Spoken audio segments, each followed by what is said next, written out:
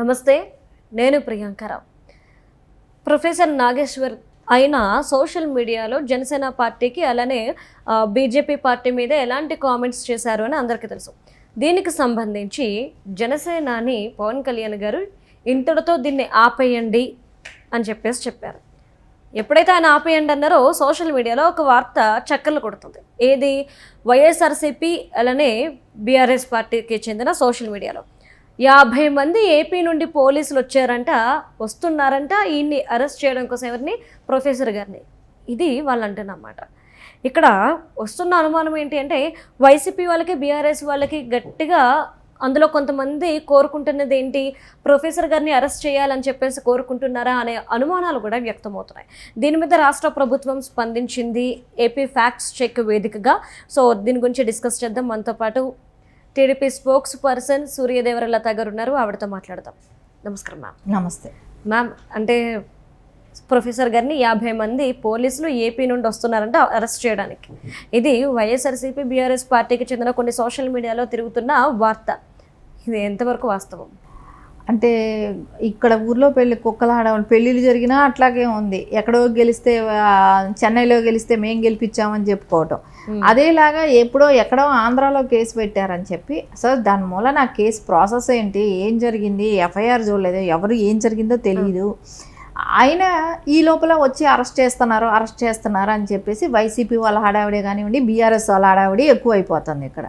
So వాళ్ళు government పరంగా అందరూ అఫిషియల్గా ట్విట్టర్లో కూడా పోస్ట్ చేయటం జరిగింది. అలాంటిది ఏమీ జరగట్లేదు అనేది అయితే పోస్ట్ చేయటం జరిగింది. పోలీసులు ఎవరూ రాలేదు, నాగేశ్వరరావు గారిని అరెస్ట్ చేసేది అట్లాంటిది ఏమీ లేదు అనేది ఓపెన్గా చెప్పటం కూడా పోస్ట్ చేయటం జరిగింది. కానీ ఇవన్నీ ఎట్లా ఉందని అంటే ఏది ఒక రాజకీయాల కోసం ఒక వ్యక్తిని అరెస్ట్ చేస్తున్నారు అని వీళ్ళ బెనిఫిట్ కోసం లేని న్యూస్ను కూడా ఉంది అని చెప్పి ప్రచారం చేస్తున్నారు.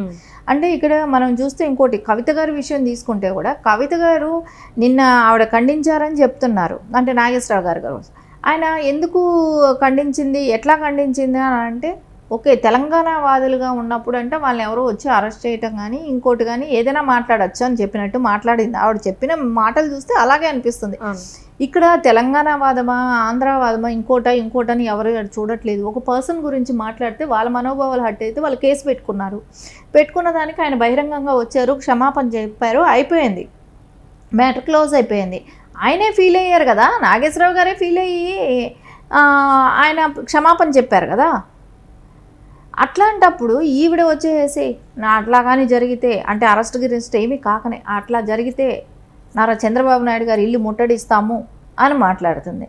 సో ఆవిడ ఇల్లు ముట్టడిచ్చే వరకు ఇక్కడ ఎవరు గాజులు తుడుక్కొని అయితే ఉంటారు కదా, టీడీపీ కార్యకర్తలు కూడా ఉన్నారు కదా తెలంగాణలో. అంటే ఇక్కడ ఎట్లా ఉందంటే ఎవరికో ఏదో గండం జరిగితే అది కూడా మేమే వాడుకోవాలి, దానిలో మేమేదో హైలైట్ అయిపోవాలి, దానిలో మాకేదో వచ్చేసేయాలి.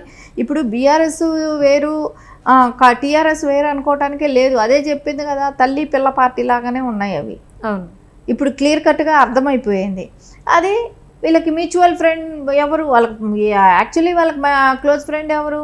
జగన్మోహన్ రెడ్డి. సో ఆయనతో ఉన్న సత్సంబంధాలే కదా ఈ రోజున ఇవన్నీ కూడా బయట వస్తున్నాయి. వీళ్ళు ఇక్కడ నాగేశ్వరరావు గారిని అరెస్ట్ కాకముందే అరెస్ట్ అవుతున్నారు, పట్టుకెళ్తున్నారు, 50 మంది పోలీసులు వచ్చారు, ఇవన్నీ చెప్తున్నారంటే అదే కదా కారణం.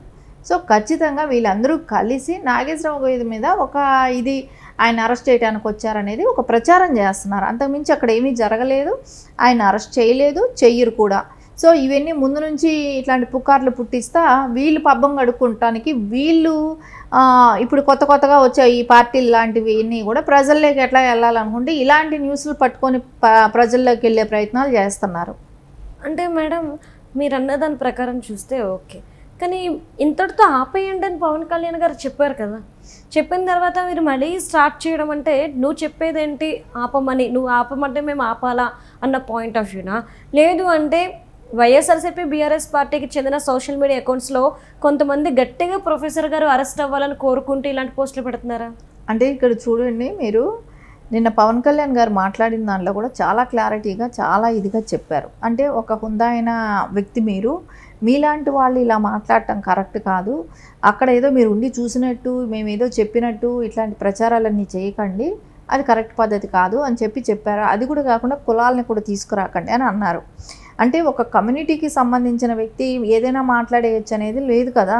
ఇప్పుడు అట్లా అనుకుంటే ప్రతి తప్పు పని చేసిన వాళ్ళందరికీ కూడా ఏదో ఒక కమ్యూనిటీలో అయితే పుడతారు కదా. ఎవరికైనా ఒక కులం అనేది ఉంటుంది. ప్రతి ఒక్కళ్ళకి ఏదో ఒక కులంలో పుట్టితేనే కదా మనిషిగా పుట్టున్నాం. అలాంటప్పుడు ఆ కులం వాళ్ళ దగ్గర నుంచి ఒక బహిరంగ లెటర్లు ఇప్పిస్తే తప్పులు అని సమసిపోతాయా? కాదు కదా.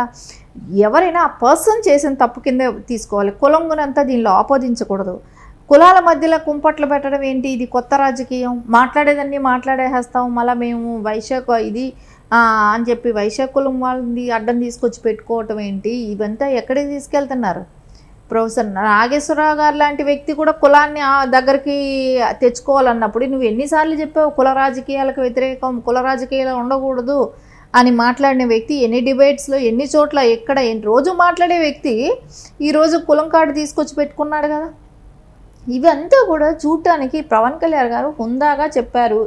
జరిగిన ఇన్సిడెంట్ గురించి ఆయన నిన్న బహిరంగంగా మాట్లాడారు. అయిపోయింది, దీన్ని సార్ట్అవుట్ అయిపోయింది, మాట్లాడింది అయిపోయింది, జరిగిపోయినాయి. సో ఇంకో మీదటి ఇట్లాంటి తప్పు జరగకుండా చూసుకోవటం బెటర్ అన్నారు. అయిపోయింది కదా. దీన్ని రకరకాల చిలవల పలవలుగా చేసేసి అరెస్ట్ చేస్తున్నారు. 50 మంది పోలీసులు వచ్చేసారు తెలంగాణకి ఆయన్ని అరెస్ట్ చేయడానికి అనటం ఇది కరెక్ట్ పద్ధతి కాదు. ఇప్పుడు ప్రకాష్ రాజు ఒక మాట మాట్లాడితే వాళ్ళు ఏమైనా ప్రజల్లో ఉన్నారా మాట్లాడటానికి? ప్రకాష్ రాజు ఎక్కడో కర్ణాటకలో చేరుకొని ఏముంది, సోషల్ మీడియా వచ్చినాక ఒక వీడియో తీసి పెట్టడమే కదా.